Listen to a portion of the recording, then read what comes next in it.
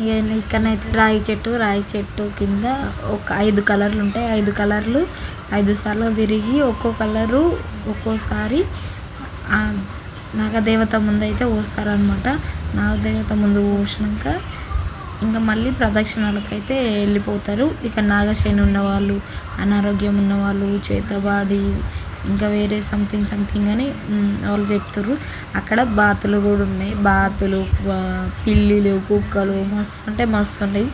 ఇంకా మా పెద్దోడైతే ఆ పిల్లులతో బాగా ఆడుకుంటుండ్రు. మా చిన్నోడైతే ఇంకా పిల్లిని అయితే కొరుకుతుండు. పాపం మనకి తెలియదు కదా. ఇక అందుకని మా చిన్నోడైతే ఆ పిల్లిని కొరకడానికి కూడా ట్రై చేసిండు అనమాట. అక్కడైతే మాకు మంచిగా అనిపించింది. ఇంకా తర్వాత రావి చెట్టుకు ఏమైనా కోరికలు ఉంటే ఆ కోరికలు అక్కడ ఫోటోలు మళ్ళీ పేపర్లలో రాసి ఆ చెట్టుకైతే కడుతుర్రు అనమాట.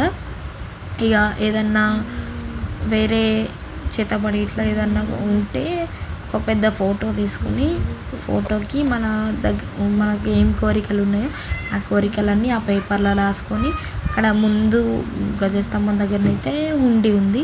ఆ హుండీలోనైతే వేయాలన్నమాట. ధ్వజస్తంభం అయితే ఇంకా పెట్టలేదు. అక్కడనైతే చూసారు కదా ముగ్గురు అమ్మలని. ఈ ముగ్గురు అమ్మల్ని 52 రకాల మట్టితోని ఒకే గడియల చేసిండంట. అదే ఆ స్వామి అయితే దేవుణ్ణి పెట్టిండంట. 1 గంట 45 నిమిషాలు కన్నురెప్ప కొట్టకుండా మంత్రాలు చదువుకుంటా ఆయనని ప్రత్యక్షంగా నిర్మించిండంట అమ్మవారిని అయితే. సో మాకైతే మస్తు అంటే మస్తు అనిపించింది. అక్కడ పోయినాక కొంచెం పాజిటివ్ వైబ్ అనిపించింది. కానీ ఇక్కడ ఒక విషయం ఏంటంటే అంతసేపు ఆదిత్య పరశి స్వామి అయితే వచ్చిండనమాట. ఆయననైతే ఎవరిని మాట్లాడనిస్తలేడు, కనీసం దగ్గరికి కూడా రానిస్తలేడు, ఎవరితో ఇట్లా మాట్లాడతలేడు. అదొక మైనస్ పాయింట్ అనిపించింది మాకు అక్కడ. కొంచెం అందరితో మాట్లాడితే కొంచెం హ్యాపీగా అనిపిస్తుంది కదా, అందుకే. కానీ ఇంకా ఆయన ఒక్కటి మాట్లాడలే అన్న కొంచెం ఫీలింగ్ ఉండే. ఇంకా మేమైతే పోయినాక 2 సార్లు దర్శనం చేసుకున్నాం.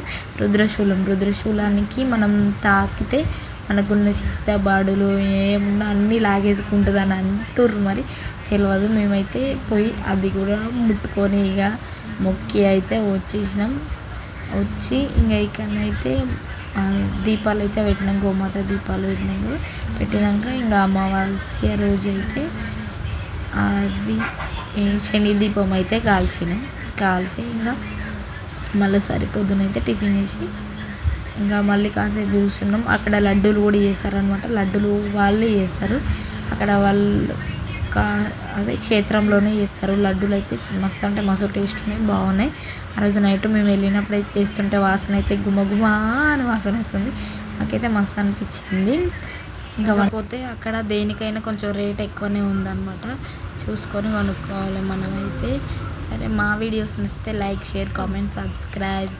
Thank you. బాయ్.